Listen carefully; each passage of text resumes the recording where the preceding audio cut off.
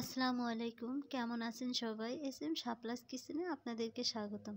আবারও নতুন একটি রেসিপি নিয়ে চলে আসলাম। আজকের রেসিপি পালং শাকের পুরি বা খাস্তা কচুরি। আশা করি ভিডিওটি ভালো লাগবে এবং অবশ্যই সাথে থাকবেন। প্রথমে পালং শাকগুলো কেটে ধুয়ে পরিষ্কার করে নিয়েছি। এরপর পালং শাকগুলো চুলায় দিয়ে দিব এবং একটু ভাপিয়ে নেব শাকটা, এতে করে কাঁচা গন্ধটা থাকবে না।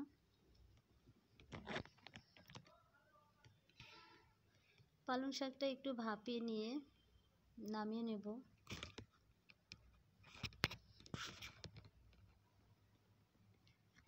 যারা পুরি খেতে পছন্দ করেন তারা একবার পালং শাক দিয়ে ট্রাই করতে পারেন এই রেসিপিটা। শাকটা একটু ঠান্ডা করে নিয়ে ব্লেন্ড করে নেব।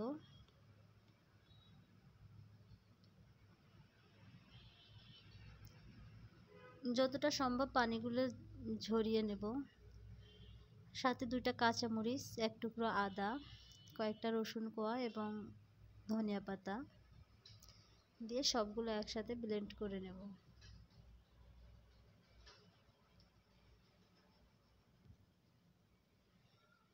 এরপর বাটিতে ময়দা বা আটা, সাথে স্বাদ মতো লবণ এবং সামান্য একটু চিনি,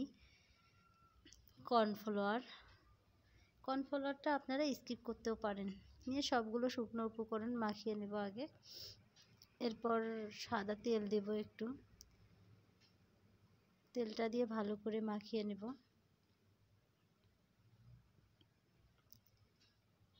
এরপর পালং শাকের যে পেস্টটা করে রেখেছি সেটা দিব।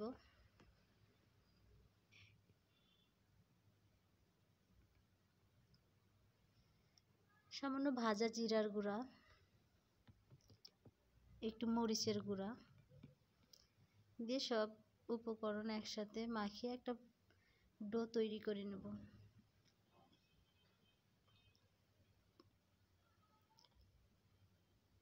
হাতে একটু সাদা তেল দিয়ে ডোটার উপরে মাখিয়ে নেব,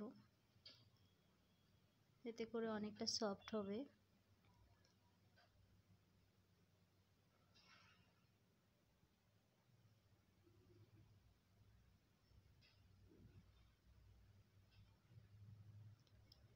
এরপর ডোটা 5 মিনিটের জন্য রেস্টে রেখে দেব। হাতে সময় না থাকলে রেস্টে না রাখলেও হবে।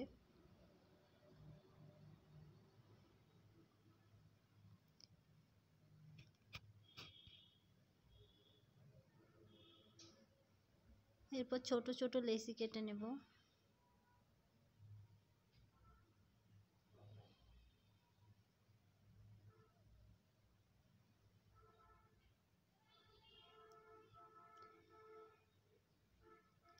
রুটি বেলার পিঁড়িতে সামান্য সাদা তেল দিয়ে এরপর পুরি আকারে সবগুলো বানাবো।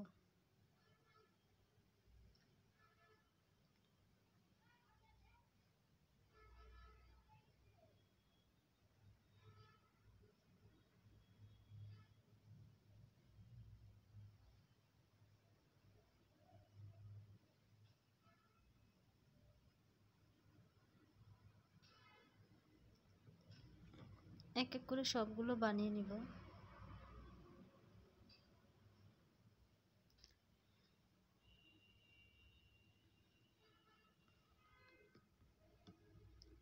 এরপর কড়াইয়ে তেল দিয়ে তেলটা একটু হালকা গরম করে নিয়ে পুরিগুলো এক এক করে সব ভেজে নেব।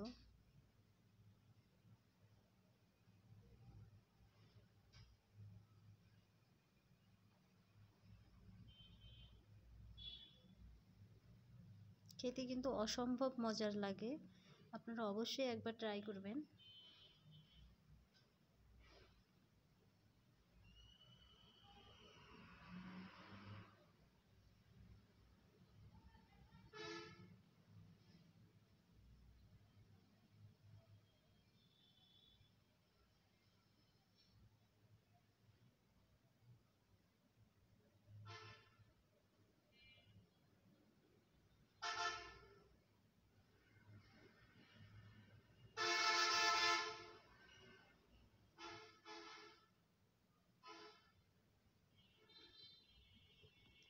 এক এক করে সবগুলো পুরি এভাবে ভেজে নেব।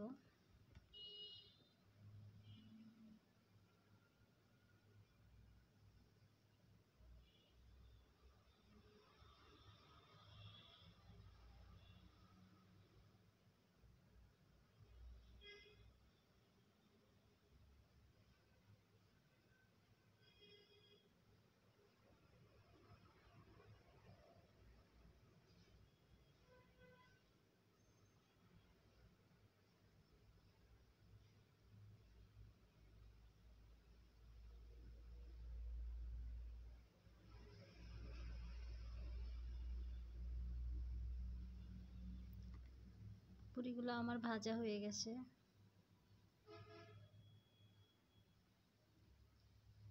ভিডিওটি ভালো লাগলে অবশ্যই লাইক কমেন্ট শেয়ার করে পাশে থাকবেন। আজকে এই পর্যন্ত, আল্লাহ হাফেজ।